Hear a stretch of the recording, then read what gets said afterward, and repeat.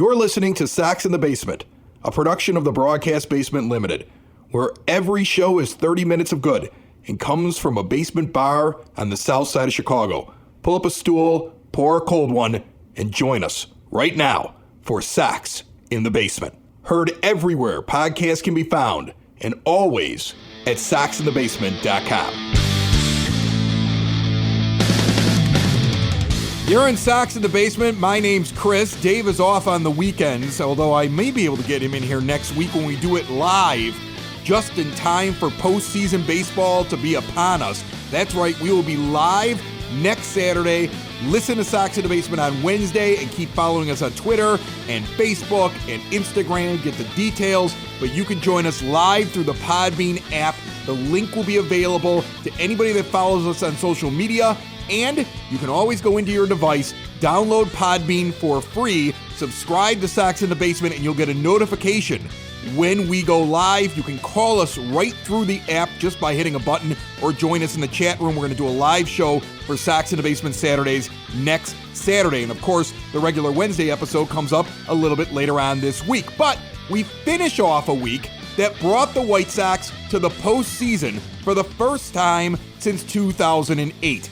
Absolutely incredible. I didn't think I'd be super excited. And then when that last inning came along, I got really, really excited.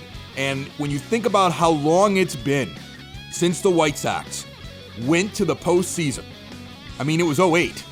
It was a long time ago. And there was a generation of fans that were little kids who are now like 18 years old, 20 years old, young White Sox fans. This is probably the most excitement they've really felt. I mean, in 83, I was 6, but I never have fond memories of it. So if you were 6 in 2008, you're an 18-year-old right now. You're pretty pumped. And I love it. Get excited. This is going to be fun. I don't care if it's extended. I don't care if it's a short season. I don't care. You make it through this. It counts, baby. And it's going to be an awful lot of fun. Thinking about that all this week, though, I started thinking about Sox in the Basement. We started this podcast in my 9-foot homemade oak bar in my basement here on the south side of Chicago, May 25th, 2018, and that feels like so long ago. The Sox mired in the middle of a rebuild. Two buddies sitting down at a bar, hanging out, drinking beers, talking White Sox. Since then, we have grown exponentially. It's only because of all of you. We've been very, very fortunate that so many people tune into Sox in the Basement and enjoy the 30 minutes of Sox that we bring you each and every episode. First it was each and every week. Now it's 2 times a week. And we really love what we do. We love our sponsors, like Family Waterproofing Solutions. I'm going to give them their plug. You know I got to do it, man. And I'm proud to be able to do it because they've been with us now for a while. And they're Sox fans. They're Southsiders. They cover all of Northern Illinois and Northwest Indiana. They're veteran-owned, female-owned, family-owned. They give a portion of the proceeds from every job, the veteran and first responder organizations. They got Sox in the Basement deals, FAMWS.com, Family Waterproofing Solutions. Great sponsors. They've been with us for a while, hopefully for a long time in the future. We love them over there. Give them some love when you need some help with your foundation, your basement, anything you need. Just go to that website, FAMWS.com. We've grown a lot. The White Sox have grown a lot. And I had this thought after they made it into the postseason for the first time in 12 years, that it would be fun to go back on Sox in the Basement Saturdays on this episode and just listen to a few snippets, mainly from 2018, 2 years ago, in a season when you never knew when the rebuild was going to end. And there are some really interesting observations that we made, and I'm kind of focusing on the ones that didn't work out the way we thought they were going to work out. There's a few of them that did. There's a few of them that I nailed early in 2018, in June, after Lucas Giolito had looked solid in his little bit of time that he had spent in the majors with the White Sox the year beforehand. I noticed a really disturbing sign, and this is from that show. I'm more encouraged seeing a guy come back in his second year, get another opportunity, and have currently at this time an ERA that's 2.22 and a whip that's under 1.30 than I'm encouraged by a guy who's going backwards like Lucas Giolito, who's the exact opposite now. Right. Giolito now is looking bad. And the worst thing about the Giolito thing is his first taste of pitching, okay, when he came to the majors with the Nationals, he had a high whip and was ineffective.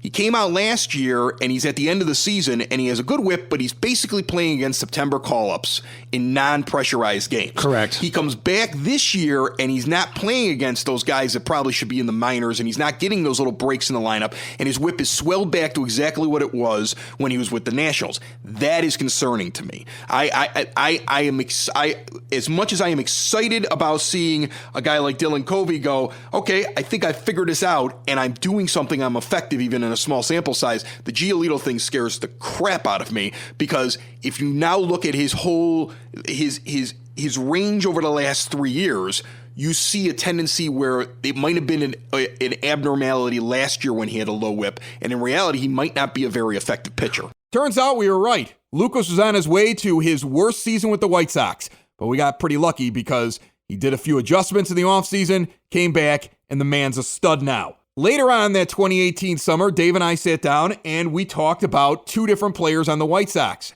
And at the time, there was an interesting discussion going on.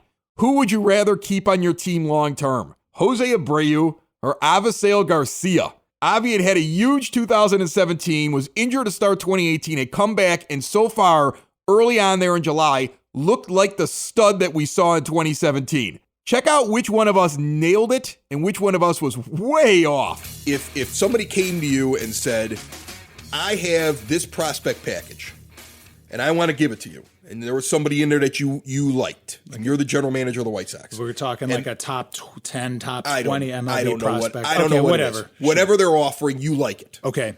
And they said, but I want either Abreu or Avi Garcia. And you would get the same package for Abreu or Avi Garcia. Like during the negotiations, it's come down to the fact they're just looking for a hitter. And they're actually willing to take either one of them for the same package. And you like the package. Which guy would you trade? Garcia. Really? I think so. You would trade Garcia? I do. So you're trading a guy that's still in his 20s, still in his prime years. Late 20s, though. Late 20s. I think he's 27. So I mean, like that's he's not older than that. Okay. Okay. So I think he was 26 turning into 27 this year. I'd have to look that up, but he's right in that range. And Abreu is about 31. Okay. And you're trading Avi Garcia. Why? A couple of reasons. As I had mentioned before about Abreu. So Abreu has been nothing but consistent since he's been here. Okay. Abreu will just about give you 25 to 30 home runs and 100 RBIs just about every year. Okay. And he's been doing this since he's been here. The other reason I keep Abreu around is if you are getting to that point where the young talent on this team is ready to win. So let's say it is 2020 or 2021 and the team is primed to be contenders. To me, you're going to need a veteran leader like Jose Abreu on this team somewhere. I don't know if I see Avisail Garcia as that veteran leader type.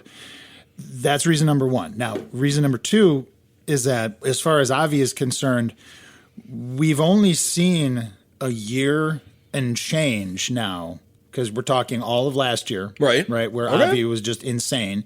And the time that he's been back from injury this year where we've seen what Avisail Garcia is advertised to us to be. Because remember, he was advertised as the second coming of Miguel Cabrera. Okay. He's maybe there now. I mean, we certainly saw that last year. We're starting to see it this year. But up until that point, we have not seen that out of him. See, but I think that you and other White Sox fans have discounted Garcia because he didn't come in and he wasn't awesome as quick as you wanted him to be awesome. Okay, think about it this way. The adage has always been, and I have seen the stats now, a lot of sabermetricians will show it to you, where the prime years of a ball player when it finally clicks for him is at 26, 27 years old. And that's just where it happened for Garcia. I just looked it up while you were talking. He's 27. Okay. Abreu's 31. He had his 26th year was his breakout year. And if he doesn't get himself hurt at the beginning of the year and he's not dealing with his hamstring thing, if you believe that was his breakout year, he's building on it now since he's gotten back from the injury. Right. So my thing is, you're in a rebuild anyway. And you're not competing next year now in his 28 year and Abreu's 32 year. Okay. And now Abreu's 33. Or maybe even 34, because if this doesn't come together as quick as you want it to, and it might not, 33 in 2020 and a 34-year-old player in 2021. That's when the decline is happening to players. Okay. See what I'm saying? Right. So my thing is, I don't think he's going to be the effective guy you have now when it counts, whereas Garcia could. And I also have always felt that Garcia is not a right fielder. He's not an outfielder. Okay? I don't think that's where he ends up.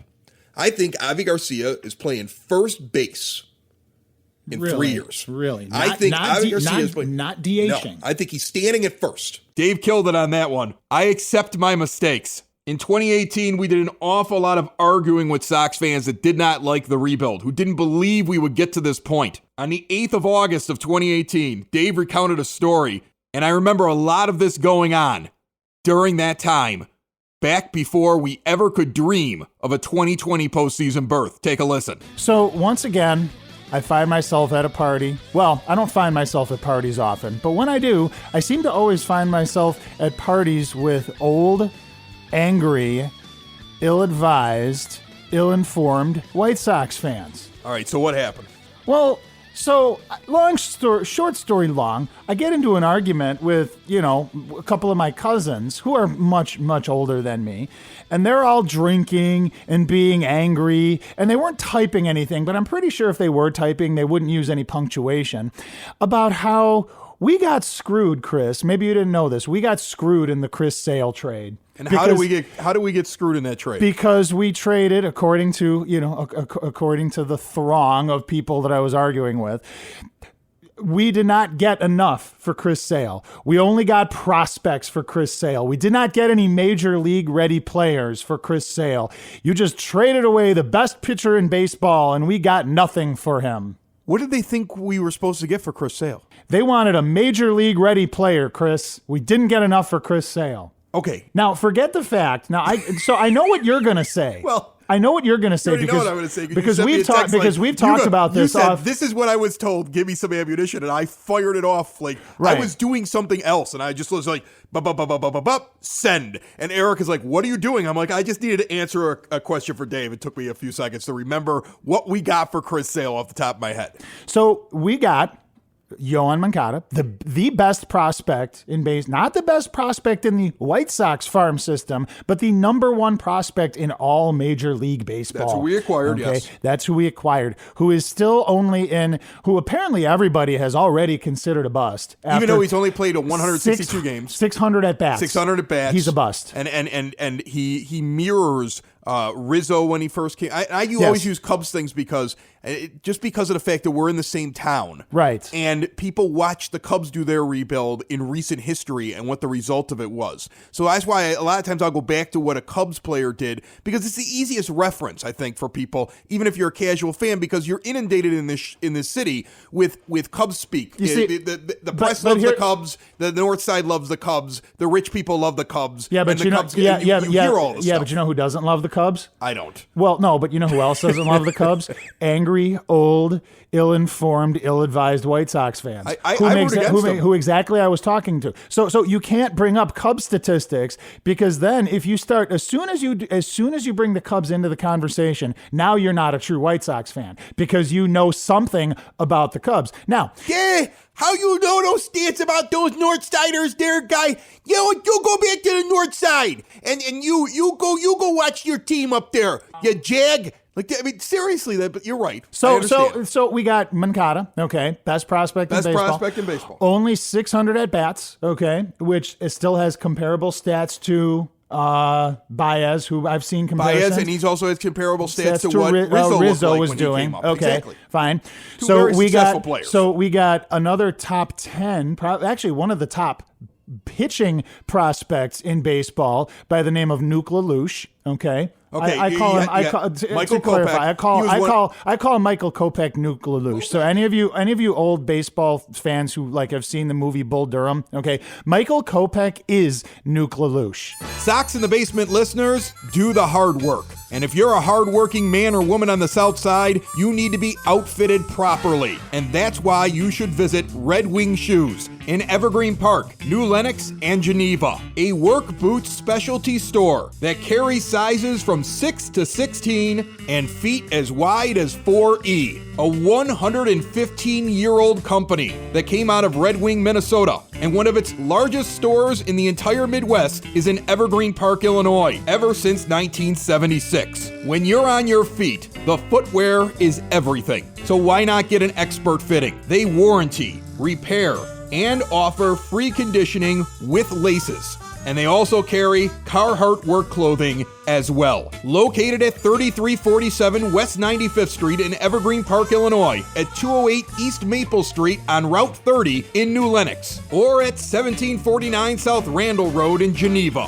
Visit them today. You work hard. You've earned it. Red Wing Shoes. Trip down memory lane for Sox in the Basement Saturdays. Remember, you can go back and listen to all the old shows if you want to. I just wanted to grab a couple of highlights, show how far we've come to get to the postseason. It's fun to look back, listen to the things we were right about, the things we were wrong about. Why don't we hear from somebody who talked about the White Sox back in that year, in the first year of Sox in the Basement, right in the middle of the rebuild, and see if they were right or wrong, because we were all a little off, if not way off. Jason Benetti joined the show in December of 2018 in Sox in the Basement. Here's a snippet of that. I just like that the Sox, I haven't talked to Jim Thome about it, but it seems like it's true that Jim Thome headed out to talk to Bryce Harper. And I like that, the Sox, who sometimes have gotten a reputation in the last year for this is just going to be another rebuilding season and they're not going for it. I think this organization is always interested in high-level players. And frankly, for me personally, having had Bryce Harper in AAA when I was in Syracuse, when he was first coming up with the Nationals, I am a huge Bryce Harper fan. That we're hearing Bryce Harper's name attached to the Sox, it seems like the Sox have interest as well. So I think that's an exciting thing for all of us. Hey, Jason, Dave here. Hi, Dave. Hi, Jason. What moves would you personally really like to see the Sox make this offseason? I mean, I'm not big into, I really want them to get blank, because until you get to know the person, you don't really truly know them.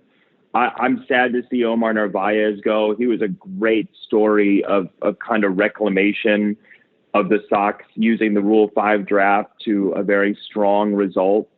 He's a good guy, and I'll miss being able to drop wire references. That keeps me up at night. Omar Cullen. I was a big fan of his personally too. I mean, obviously with Kevin Smith gone, the catching spot is intriguing. Sebi Zavala, Zach Collins, we know the name. JT Real Muto seems to be on the trading block, but it doesn't seem like the Sox are right now in the mode of wanting to trade prospects that they just stockpiled. So, I think he's a great player, and I'd be interested in watching him 162 days out of the year. And it's fun to sit down and listen to this stuff and how intense we were about it a few years ago, and then realize that it all paid off in the end. I feel like I've been through a battle, just like every one of you White Sox fans out there feel like you've been through a personal battle with this team. It feels good to be at this point. Dave and I always refer to my feelings on Tim Anderson and my feelings on Yoan Moncada. Before the 2019 season began, in March, after the Manny Machado debacle on this show, I told people what I thought about both of them, and Dave shared his thoughts as well. I'm happy I was right about one of them, and I'm happy I was wrong about the other. I'm talking about Yo-Yo and Tim Anderson, back when we were stuck in a rebuild. Take a listen. And it's a big blow to the organization if Moncada is not what you need him to be. And this is the year where you find out if this is what he is. I said it all last year. It's his first year. I'm not counting the Boston stats. He got called up in kind of a weird situation, thrust into things when he probably wasn't ready. I'm okay with that. I will discount last year, rookie season. Rookies have problems. We talked about the comparison between him and Lewis Brinson, another big prospect that was up in Milwaukee and got traded to the Marlins, and the Marlins stuck him out there because they're like, we're in a rebuild. And he had a terrible year down there. And now he's down there with the Marlins, and he's having a great spring. Just like right now, Moncada's having a great spring. I'll look up his stats right now, but Moncada is having just a massively good spring. He's got a OPS over 1,000. at 1.098. He's hitting 370 right now. He's got 27 at-bats, which means he's playing right up at the top of where guys are playing. Like, if you're looking at how many at-bats have been handed out in these games, Anderson, Moncada, Engel, Leury Garcia, Yonder Alonso, these guys are getting a lot of at-bats, okay? Okay. A lot of guys getting at-bats out there, getting time at the plate. The guy that I'm most interested in is Robert. There's articles that people are writing like he's having this great spring. He's got 11 at-bats. Well, because they know he's not in the plan for this year. Yeah, but how is it a great spring? Like, what is he doing? No, it's not, dude. That brings about these articles that I'm reading online about what a great spring he's having. He has 11 at-bats. It's all of the, dude, it's like you said, it's all of the media trying to sell you on this team when all this is going to be is just another throwaway year. I've said it before. All I found this week on my feed is just, rosy colored glasses. Sorry, not buying it. I mean, it's a 70 win team at best. The bullpen will win games that you lost last year.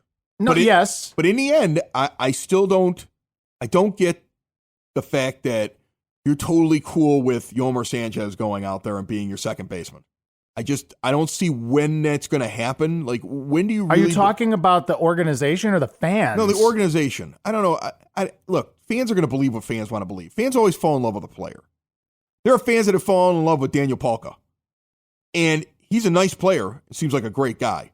But if we're going to win a World Series, Daniel Palka's not a major factor. No. He may not even be on the team. There are fans that are in love with Yomer Sanchez and his antics. But he's never going to become, all of a sudden, a great hitter. He's never going to become like that linchpin in your lineup that all of a sudden you're going to sit there and say, oh, well, thank God we got that guy. Don't ever let him go. It's not happening.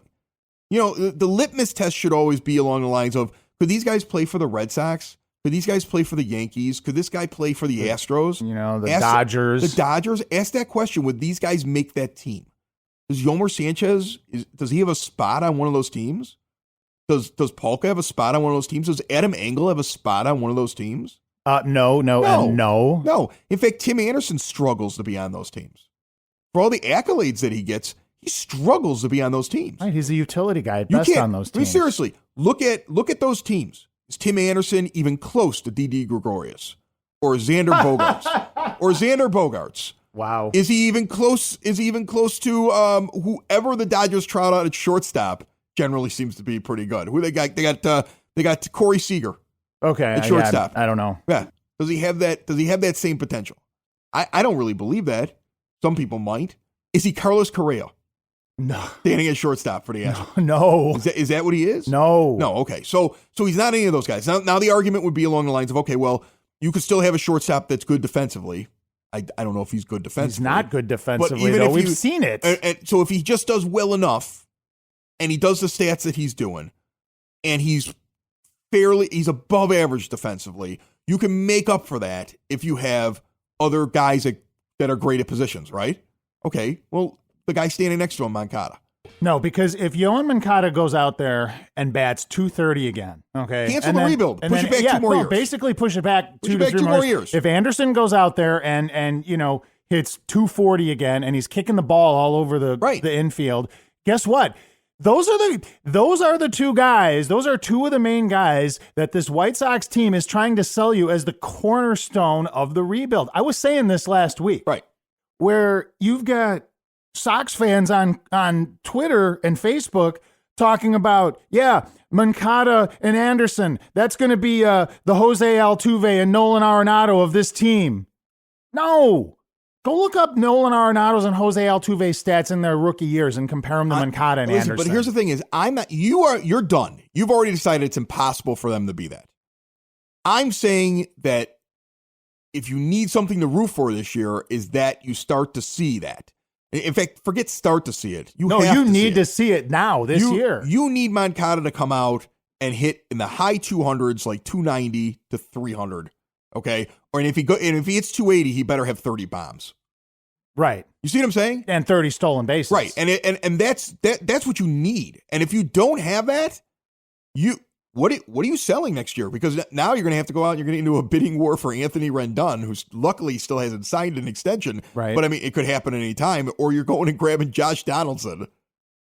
You're hoping he proves it with another team. That team doesn't sign him, and then he comes out in his free agency, and you're able to get him. And at what point? I mean, your options have dried up in free agency. I mean, really, the picture has changed so much in the last 6 weeks that I don't think people have really kept track of how quickly the picture has changed.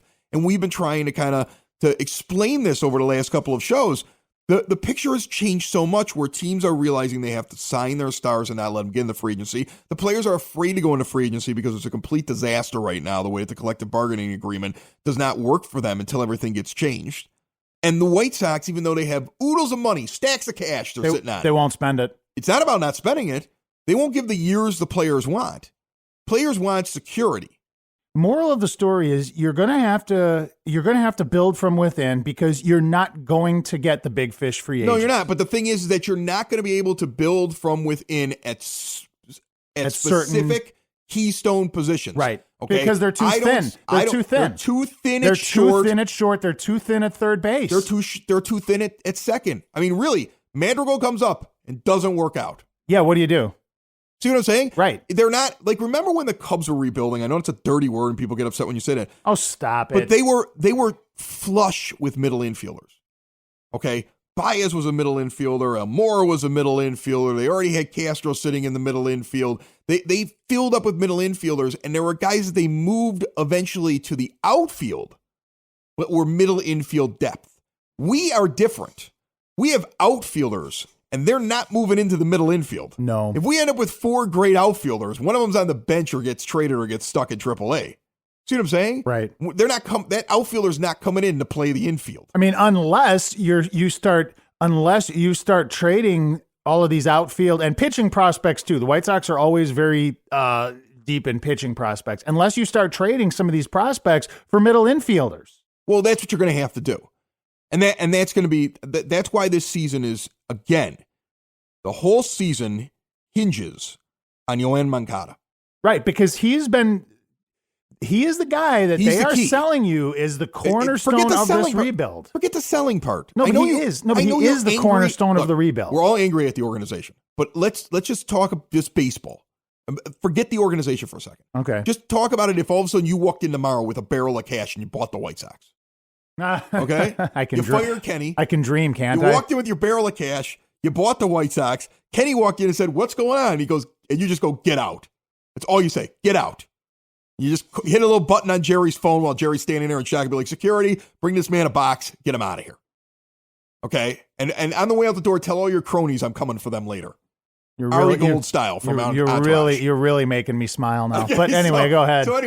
So if you have the organization and you're starting this year, like tomorrow you own the White Sox, and your free agency is over, and even if you have total control as general manager, like you decide I'm going to be the GM, whatever it is, you can't do anything right now except sit back and watch and see what happens. Right, and hope Moncada works out. And if he doesn't work out, you now have to make moves to bring in middle infielders.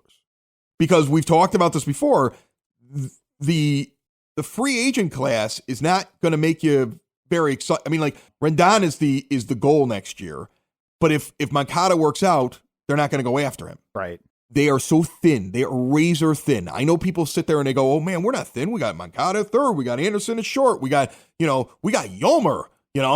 We got this rookie. We got that rookie. We got Mendick down there. He's having a great spring. Oh yeah, I read that too. He's having a great spring. Don't worry about it. Everything's fine." I'm telling you right now, this will be the bane of White Sox fans' existence, the infield, if these guys don't do something this year. If Yoan Moncada is inept, if Tim Anderson does not take another step forward, we're in trouble. And then fast forward to right now, late September 2020, and look how far we have come. Trip down memory lane and all. Some interesting takes in there, some good, some really bad ones over time. I'm glad I had faith in Yoan Moncada. I'm glad Tim Anderson had faith in himself, because as we said, they were the key. And their 2019 probably led to the free agency class that we went out and got. How quickly things turned around. Now we look towards the first postseason in 12 years. Sox in the Basement back on Wednesday, live on Saturday. Thank you for being along for the ride with us. There is so much more to come. This is our decade, baby. Thanks for joining me on Sox in the Basement Saturdays, a look back. Found everywhere podcasts can be found and always at soxinthebasement.com. Bye-bye, everybody. Sox in the basement. Sox in the basement. Sox in the basement. Sox in the Basement. Heard everywhere podcasts can be found and always on soxinthebasement.com.